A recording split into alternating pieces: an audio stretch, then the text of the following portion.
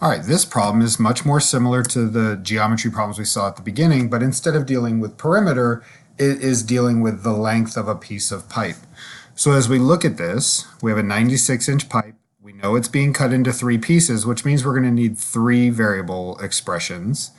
The second piece is 4 inches shorter than the first piece, and the third piece is twice as long as the second piece. So again, like in the last problem, when I look at this problem, I notice that we have an explanation of the first piece compared to the second piece, and the third piece compared to the second piece. So I'm going to let P equal the length of the second piece.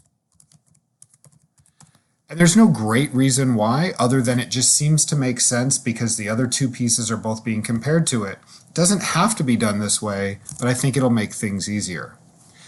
The second piece is 4 inches shorter than the first piece, which means that the first piece is 4 inches longer than the second piece, right? The second piece is 4 inches shorter than the first piece. So however long the first piece is, I have to subtract 4 to get to the second piece, or the other way of looking at that, I have to add 4 to the second piece to get the first piece. The third piece is 2 times as long as the second piece. And so that's 2p. So from here, I need my equation.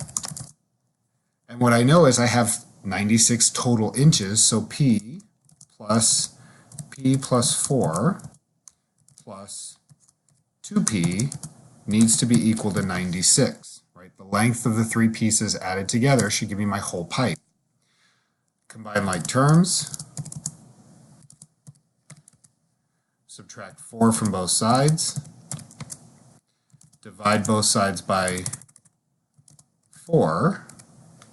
And I get 23. So the 3 pieces are 23, 27, and 46 inches long. A quick check. Shows me that, yep, that works.